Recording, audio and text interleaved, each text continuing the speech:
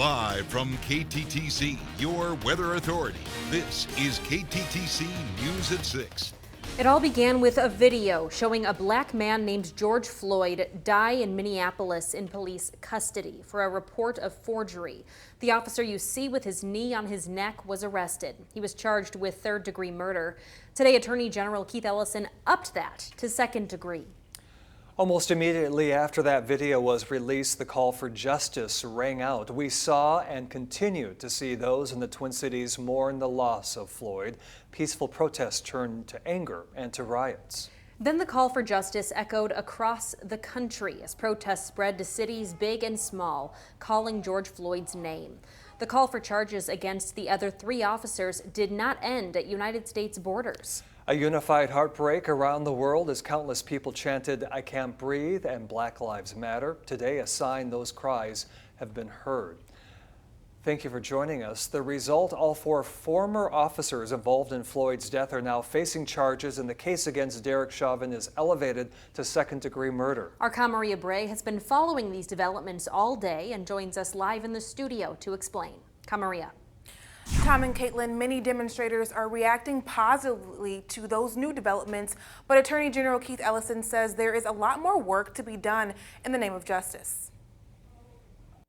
First, today, I filed an amended complaint that charges former Minneapolis police officer Derek Chauvin with murder in the second degree. Many Minnesotans feel this decision is a step in the right direction, but that's not the only development. Hennepin County Attorney Michael Freeman and I filed a complaint that charges police officer King, Lane, and Tao with aiding and abetting murder in the second degree, a felony offense. The Attorney General working with Hennepin County Attorney Mike Freeman on this case. We believe we have a duty to charge the charges that fit the facts in this case when we have done so.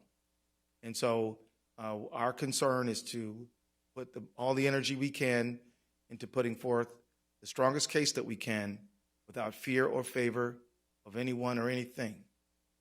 These charges are based on the facts that we have found, and we're going to pursue them. And another message the Attorney General has. To the Floyd family, to our beloved community, and to everyone that is watching, I say, George Floyd mattered.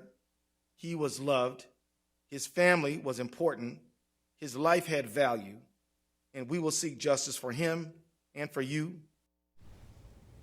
Ellison also says Freeman is the only Minnesota prosecutor who has convicted a police officer. That was in 2019 after the 2017 fatal shooting of Justin Ruzak, a white woman pictured over here to the left, and Mohammed Noor, a black officer.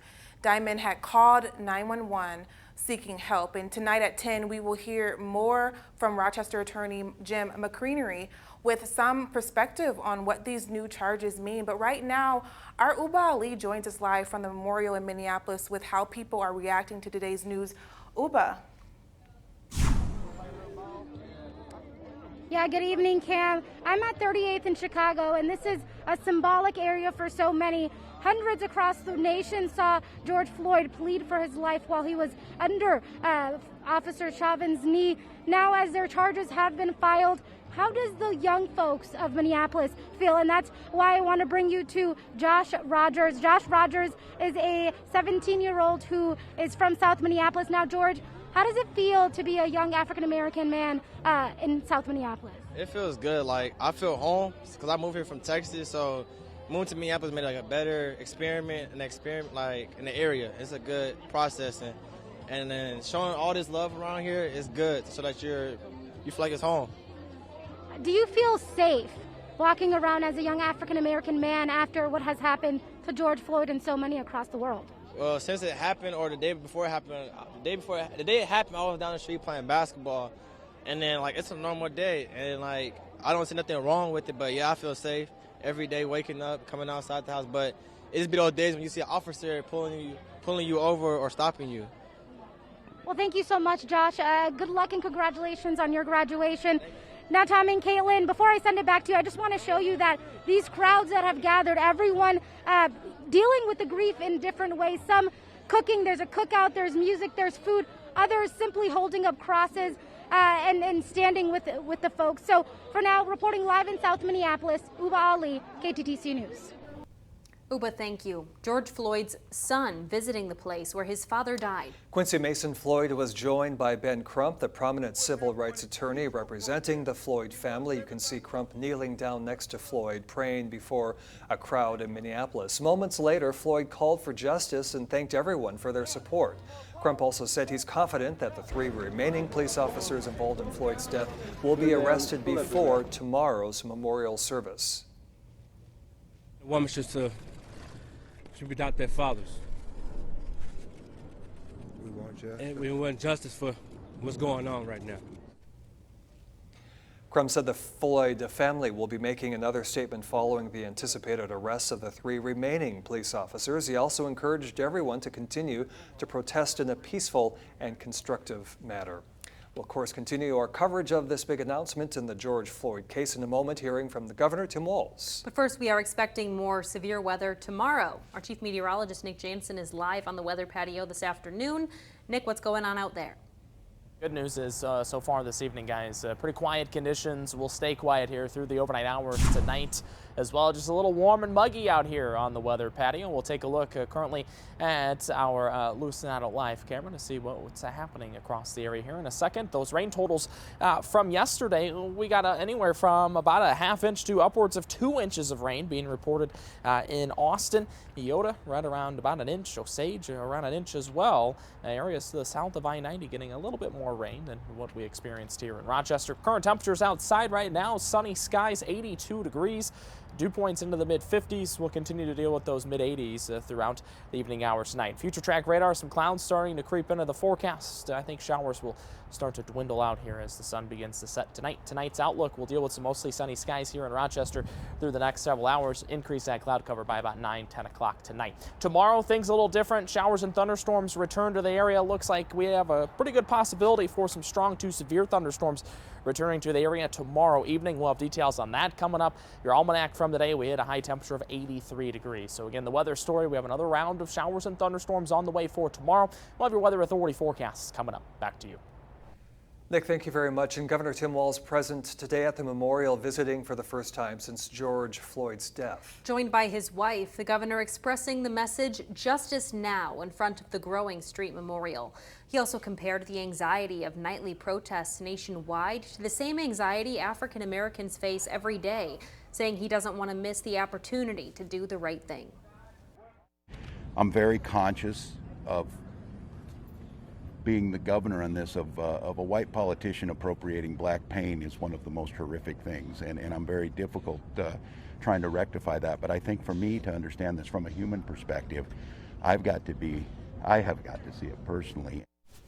Walz said this morning, "I don't think we get another chance to fix this."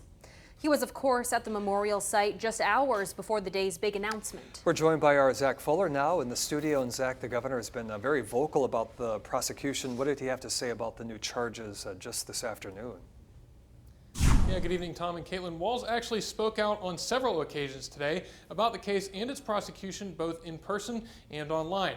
He started the day tweeting a picture of he and his wife at the memorial for Floyd, where he died. Then he followed up the picture with a statement that ended by saying, quote, "George Floyd's death is the symptom of a disease. We will not wake up one day and have the disease of systemic racism cured for us. This is on each of us to solve together, and we have hard work ahead. We owe that much to George Floyd, and we owe that much to each other," unquote, before offering his thoughts on the charges against the former officers. I think this is probably our last shot as a state and as a nation to fix this systemic issue. This rage that you saw, and the violence excluded from it, those who chose to go down that path, the message is now here in Minnesota for the last 5 days, come back to the issue at hand, which is the systemic issues and the systemic racism and the lack of accountability up and down our society that led to a daytime murder of a black man on a street in Minneapolis. And also today, Walz met with the CNN reporter Omar Jimenez in person and apologized for Jimenez's arrest on live TV. And curfews in the Twin Cities are extended tonight and tomorrow night. Reporting live in the studio, Zach Fuller, KTTC News. Zach, thank you. And Rochester police need your help now in investigating a shooting, what they know so far. And flames devour a rural hayfield home overnight. What we learned at the scene. KTTC, your weather authority, with Tom Overley, Kaitlyn Alexander, Chief Meteorologist Nick Jansen, and sports with Pat Lund. KTTC News at 6 continues. Welcome back. Rochester police are releasing new images from a shooting in late May. This happened in the area of 37th Street Northeast and East River Road, May 20th. A number of gunshots went off and all the vehicles then drove off. A white Jeep was seen going south on East River Road, followed by a maroon SUV and a white sedan. If you have any information about what's going on here, please contact Rochester Police. A rural hayfield home was destroyed in an overnight fire. This happened in the 18,000 block of Highway 30 near Hayfield around 10:50 last night. No one was hurt and the cause of the fire is under investigation. Dodge Center and Hayfield Fire, Dodge County Sheriff's deputies, and Hayfield Ambulance were on the scene. It's a sunny day in southeast Minnesota. We're going to check on Rochester restaurants and how patio service has been going since getting the green light on Monday. More showers and thunderstorms are set to return to the area tomorrow evening. We'll have a full breakdown on that and a look ahead towards the weekend. Your Weather Authority forecast coming up right after this.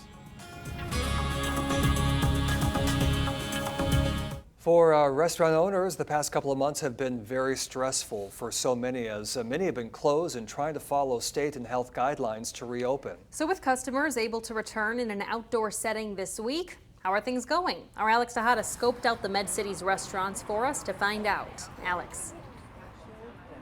Tom, Kaitlyn, servers wearing masks, hand sanitizing station, digital menus, and more are just some of the changes you can expect when going to your favorite restaurant next. It's been hard work for these restaurant owners to reopen and even a little frustrating because some are not seeing a big enough increase in profits. I'm not gonna lie, it's been tough. One Rochester favorite, Brothers, reopened this week, but hasn't seen a lot of customers. We're just struggling to be able to turn enough revenue to pay the bills. So I really hope that, you know, we get an increase in our capacity at some point. The restaurant does not have much room to add more seats and only has one chef cooking only certain items. We can't make everyone happy with a limited menu, you know, and as we're able to, we're going to add things back on and really get some of the favorites back. Another Rochester favorite, Nupa, also has limited outdoor seating. However, the owners tell me that the carryout business has been good. But for some restaurants in town, that's not the case. It's not. We need to get back inside. That being said, we know we're not going to pack the entire place, so we would just like the opportunity to be able to just do it in small increments, you know, maybe at 25% right away. Customers are excited to return. Oh yeah, I'm hoping to actually get into as many restaurants as I can over the next couple of weeks. I think we're all itching for it. Even if they don't like some of the changes. Well, they got these little strange barcodes that are on all the tables right now, but I'm not a big fan of that, so hoping they actually come up with some real menus soon. 5 West had its patio ready to go. Right now, the atmosphere is great. We got the music going, the sun shining, and people are just happy to be outside, right? Outside, but still not a return to normal. Once we can seat people inside, nobody likes to eat out of styrofoam. The restaurant owners I spoke to told me that they always have tried to keep a clean kitchen, but now they're more aware than ever of the dangers of viruses and bacteria on their surfaces. They also assured customers that it's safe to eat at their establishments as long as they're outside. Live in Rochester, Alex Tejada, KTTC News.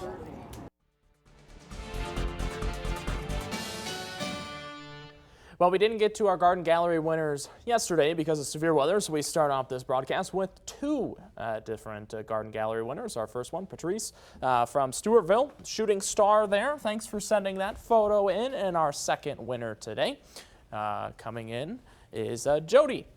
Thanks for sending those in. Some bleeding hearts there from Jody as well. You guys can head down to Sargent's on 2nd to get your $10 gift card, and anyone can send their garden photos to garden@kttc.com. We have a new winner every single night. Here's what we're tracking here in the weather department. Mild and quiet conditions overnight tonight. Warm and muggy conditions return for Thursday, and with that return of the warm and mugginess that we'll experience tomorrow afternoon comes the chance for some showers and thunderstorms. Outside currently we just have some sunny skies. Lewis and our live camera.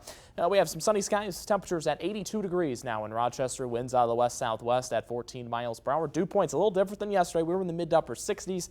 Now our dew points into the lower 50s. Current temperatures across southeast Minnesota, we still have those mid to lower 80s, 84 right now in Osage, 86 in Mason City.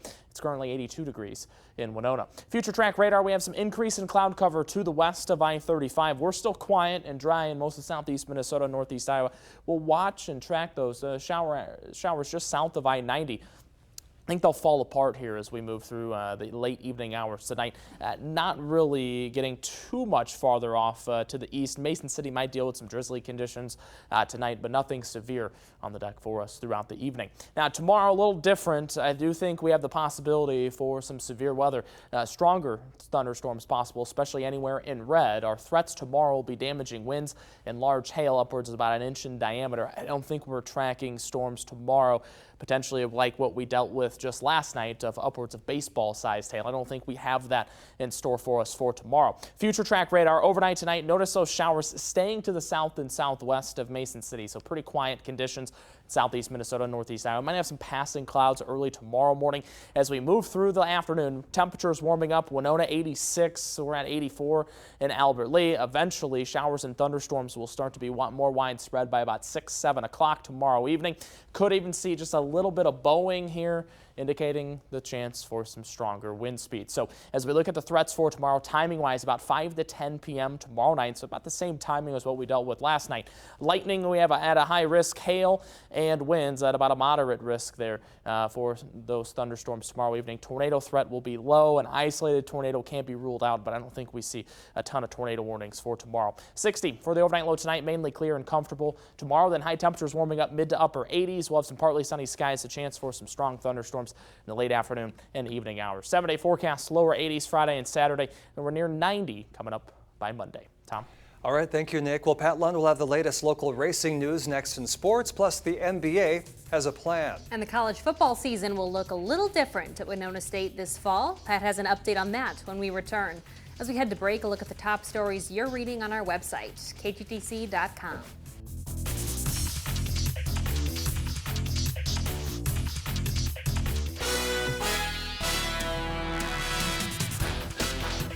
There are some schedule changes happening in the NSIC. Officials voted on Monday to adopt a new 10-game schedule for football to meet the NCAA mandate to shorten seasons as a cost-saving measure. So everybody loses one game. They'll play 5 home, a 5 away schedule. The Winona State football team was scheduled to open the season at home versus Concordia St. Paul on September 3rd. That game has been moved to the final game of the year on November 14th, thus dropping the Minnesota State game from the schedule this year. The Warriors will not play the Mavs this season. So the year will officially begin September 12th at Minnesota State Moorhead. First home game for WSU is now September 19th versus UMD. Homecoming remains October 10th versus Northern State. Final dates of these games are still subject to change if additional COVID-19 steps are taken by the NCAA. And a couple of other notes, all sports have eliminated non-conference games, thus reducing the season for volleyball to 20 matches. Men's and women's hoops go from 26 games to 22. According to reports, it looks like the NBA is set to return July 31st. A vote with the NBA's Board of Governors is set for tomorrow morning with all systems go. The NBA will invite 22 teams to Orlando at Disney's ESPN Wide World of Sports complex. 13 Western Conference teams, 9 Eastern Conference teams, 8 regular season games, a possible play-in tournament for the 8th seed in the playoffs. Teams will begin training at team sites in July, then advance to full training camps in Orlando later in the month. Teams will be governed by a set of safety protocols, and according to reports, players and coaches will be allowed to golf or eat at outdoor restaurants while following social distancing rules.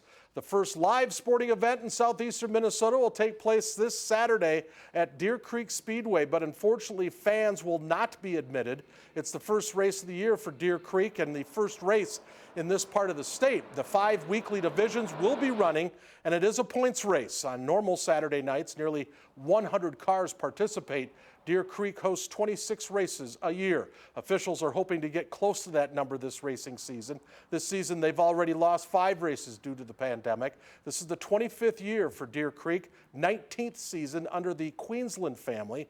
The racetrack is waiting for the word to come down from the state on when fans can attend races. Saturday's race starts at 6 o'clock, and again, it is closed to the general public. The start of the Major League Baseball season is in serious jeopardy after management rejected the players' offer for a 114-game regular season. MLB did not plan to make a counter-proposal. We'll have more on this tonight at 10 o'clock.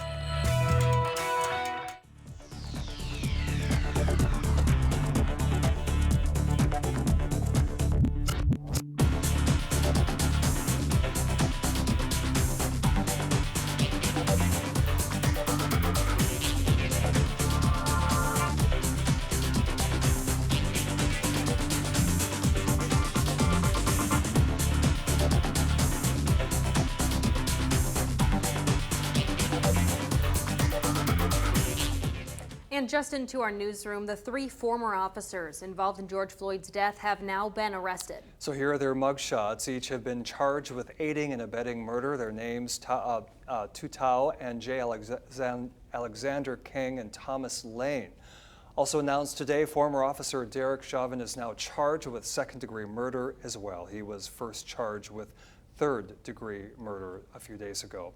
The Attorney General is working with Hennepin County Attorney Mike Freeman on this case as well. So we'll have more on this tonight at 10 o'clock. Okay, thanks for watching KTTC News at 6. Have a good evening.